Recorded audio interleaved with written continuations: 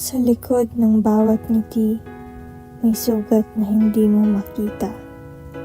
Nakatago sa loob, nilulunod ng mga luhang ayaw ko mawala. Akala ko noon, ikaw at ako ay isang kwentong wagas.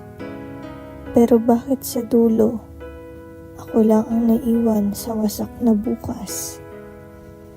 Minahal kita nang walang pag-aalinlangan. Pinalibutan ng tiwala, sinakripisyo ang sarili kahit walang kasiguraduhan. Pero isang araw, bumalik ako nang hindi mo alam at nakita kong yakap mo siya sa paraan kung paano mo ko minahal. Kaibigan ko siya, pinagkatiwalaan ko rin.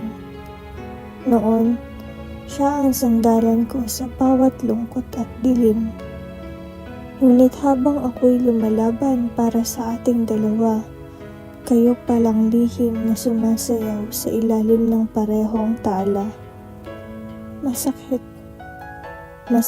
na sa inyong dalawa pa mismo nanggaling, na matagal nang wala akong puwang sa inyong damdamin, na habang akala ko, ako pa rin ang tahanan. Isa na lang pala akong estrangherong nagmamahal sa dalawang taksil na nilalang. Kaya pala, noong mga gabing ako'y lumuluha, wala ka. Wala kang sagot sa bawat tanong kung tila walang halaga. At siya, ang kaibigang tinuring kong kapatid. Sino ang mag-aakalang sa huli, siya ang magiging salarin? Anong pagkukulang ko? Ano bang dapat kong gawin? May mali ba akong hindi ko nakita o talagang wala kang kayang panindigan? Ginawa ko ang lahat. Ibinigay ko ang mundo. Pero sa huli, ako pa rin ang iniwang luhaan sa gitna ng impyernong likha ninyo. Ngayon, aalis akong wala ng tanong. Bit-bit ang sakit, pero hindi na maling lilingon. Hindi ko na ipipilit ang sarili sa mga pusong walang alam kundi manakit. Dahil minsan, ang tunay na pag-ibig ay ang kakayahang bumitaw ng may dignidad at galit. Huwag kayong mag-alala. Hindi ako maghihiganti. Dahil alam kong ang karma ay may sariling paraang dumating sa tamang sandali. At balang araw, kapag kayo naman ang lumuluha sa sakit, ako naman ang tatawa, hindi dahil masaya, kundi dahil sa wakas, malaya na.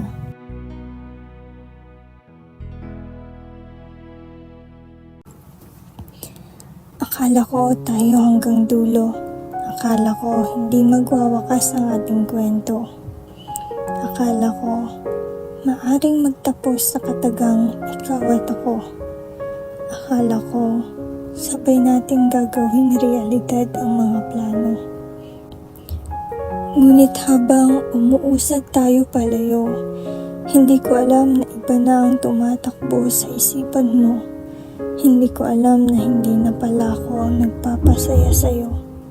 At hindi ko alam na unti-unti na tayong gumuguho. Minsan, naiisip ko na ang daya-daya mo. Pumasok ka sa buhay ko nang hindi ko naman ginusto. Tapos ngayong nahulog na ako ng buo, nais mong lumisan at kalimutan ng tayo. Sabi mo mahal mo ko. Kung ganun, bakit kay bilis nagbago? Isang ihip lang ng hangin ay biglang iba na ang mahal mo. Ganun ba ako kabilis kalimutan ng iyong puso?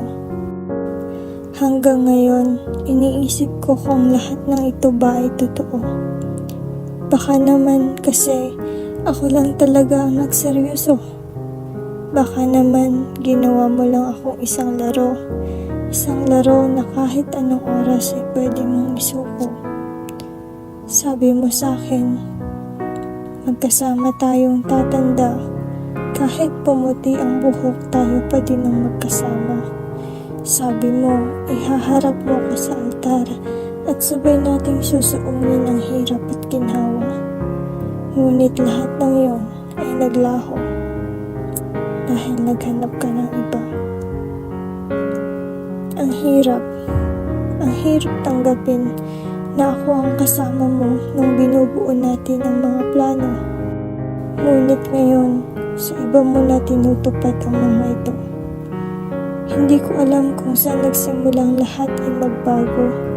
Ginawa ko naman ang lahat. Bakit kailangang maramdaman ko ito? Gusto kong magalit sa'yo. Itanong kung paano mo nagawang ipagpalit ako. Kung nagkulang ba ako? Hindi ba ako sapat para piliin mo? Hindi ba sapat na mahal kita para mahalin ako ng buo?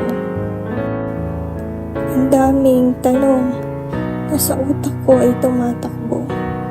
Hindi ko magawang tumigil kakaisip kung paano mo ko naloko. Gusto kong pumiglas at iwan ang sakit na dinulot mo, ngunit hindi ko magawa dahil sa alaala ko, sobrang naging masaya tayo. Kaya hindi ko alam kung bakit nagkakaganito. Parehas nating buhay ang isa't isa at parehas tayo lagi ng gusto. Hindi ko alam kung paano nag-iba ang tibok ng puso mo. Hindi ko alam, mahal, kung paano ko tatanggapin lahat ng to. Kung pwede lang, turuan ng puso na lumimot agad-agad. Ginawa ko na para hindi na ako nahihirapan pa. Gusto kong kalimutan ang lahat ng akala ko, lahat ng inakala ko, dahil lahat ng akalang yun, hanggang dito na lang pala. Akala ko, sabay nating lalabanan ng tadhana. Akala ko, nasa iisa tayong bangka. Ngunit nagising akong hindi na pala. Wala nang tayo. Ang tayo na dating kanlungan ko sa paghati at ligaya. Tapos na ang mga akala ko dahil tapos na ang ating kwento. Paalam, mahal ko.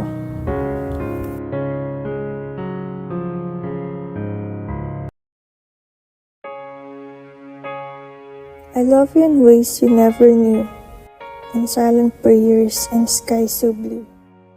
I held on tight when times get rough, but for you, my love was never enough. I was the hands that pulled you near, the voice that calmed your every fear. I was the warmth on your coldest days, yet you never saw me in that way. You spoke of love like it was a dream, a fairy tale with golden gleam. But while I stood right by your side, your heart was chasing lower tides. I watched you love, I watched you fall, for someone who gave you nothing at all. You fought for them, you begged to stay, while I was the one you pushed away. The pain, the ache, the sting of being there, yet never seen. To be the light but not the spark, to be the home but not the heart. I stayed when you had no one else. I held you up while losing myself. But love is cruel, love is blind. For even then, you left me behind. And now, you're gone. You've moved ahead, while I still lie awake in bed, thinking of all we could have been, if only you had let me in. But no matter how much love I gave, you only saw the love you crave. So here I stand with nothing to do, but mourn the love I gave to you.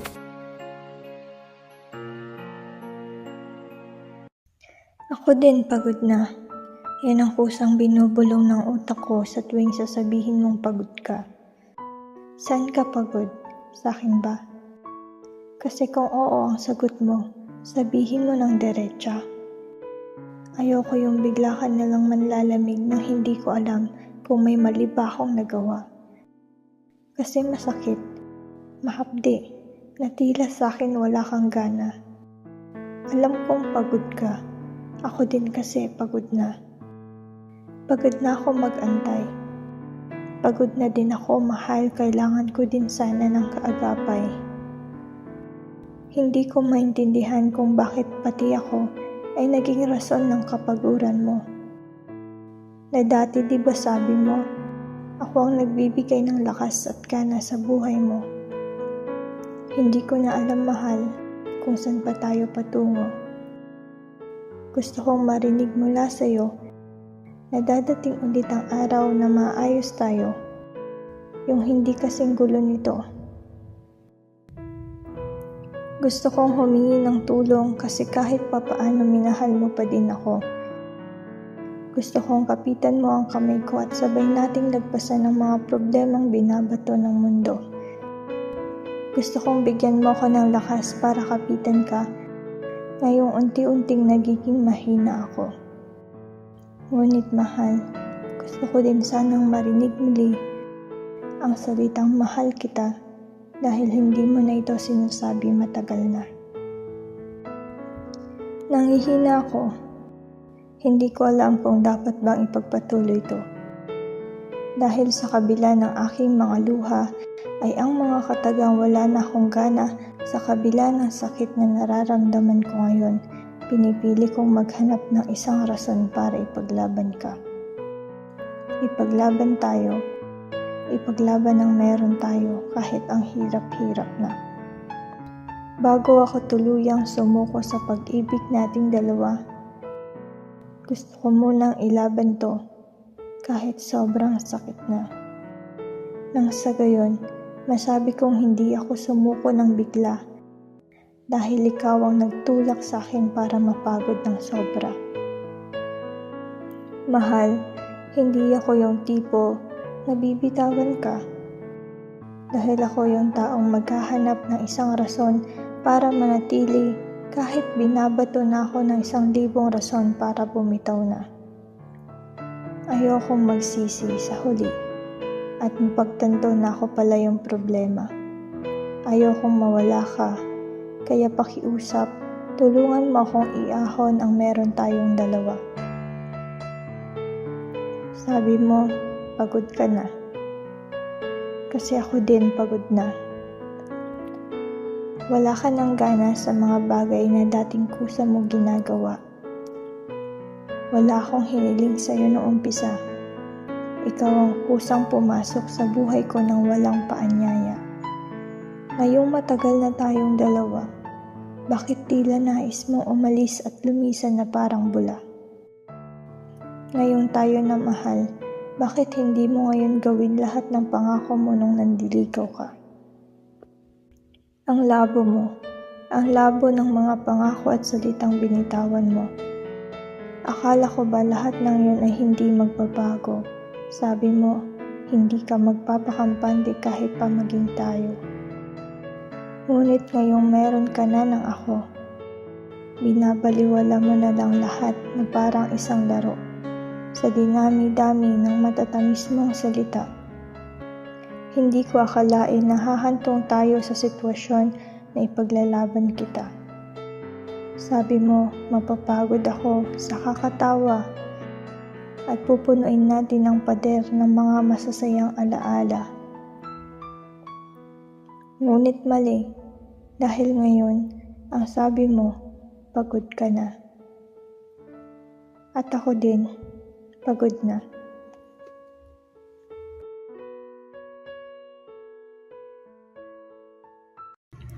Sa mga gabing nag-iisa ako at pinapakinggan ang musikang sinulat mo, iniisip kung sang parte ba ako nagkulang sa pagmamahal ko sa'yo. May nagsabi sa akin, pagod ka na at gusto mo nang sumuko. Hindi ko inakala na sa kabila ng ngiti mo ay may balak ka na palang iwan ako. May nakapagsabi na hindi ka na raw masaya. Ngunit sa iyong mga mata, ito'y hindi ko makita. May nagsabi rin, wala ka ng pagtingin. Kaya't ikaw ay aalis, magpapaalam na lang ng taimtim. Hindi mo sinabi sa akin na ayaw mo na pala. Hindi mo binanggit na di mo na gustong lumaban at magpanggap pa. Walang nagsabi na nahulog na pala ang loob mo sa iba. Kaya't anong magagawa? Ako na ang kakawala para hindi ka na mahirapan pang maghanap ng rason upang makalaya. Ako na ang bibitaw, ako na ang bahala. Hindi mo na kailangan pang magpaliwanag, aking sinta. Hindi na natin kailangan pang magpanggap na masaya. Ang ating pag-ibig na noon marahil ay tama, ngunit ngayon naging mali at hindi ka na masaya.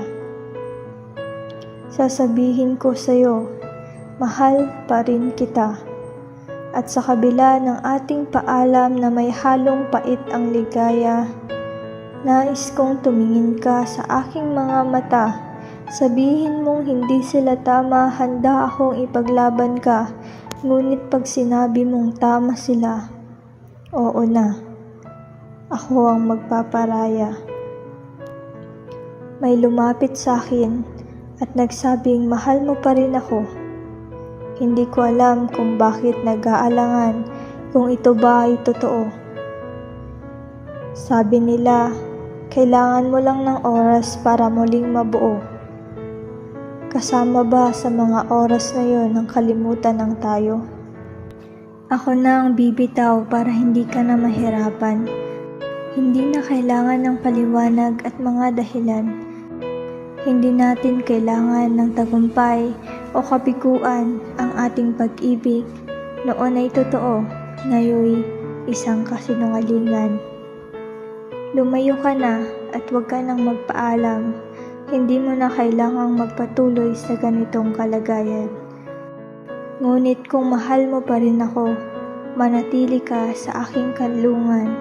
Huwag mo akong iwan sa pag-ibig nating dati ay sabay nating pinagsigawan. Pero kung talagang hindi na masaya ang iyong puso, ako na ang bahala, ako na ang magsasakripisyo. Para hindi na tayo magpatuloy sa maling pag-ibig na ito. Hayaan mong ang istorya natin ay magwakas sa pagbitaw ko. Hindi mo na kailangan pang humanap ng dahilan dahil ako na ang kusang susuko. Paalam, mahal ko.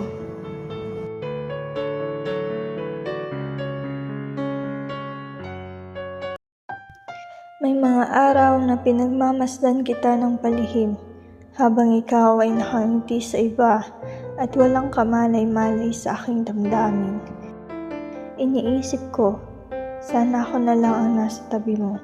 Sana ako na lang ang siyang nagpapasaya sa'yo. Kapag magkasama tayo, napapasaya mo ko ng labis, ngunit sa kabila ng aking ngiti, may kirot na hindi ko nais. Dahil para sa'yo, ang daang tinatahak natin ay magkalihis at kahit kailan, hindi ka masasaktan kahit ako pa ay umalis. May mga gabing nag-iisa ako at napapatulala. Iniisip kong may pag-asa ba na tayo'y magiging mas higit pa.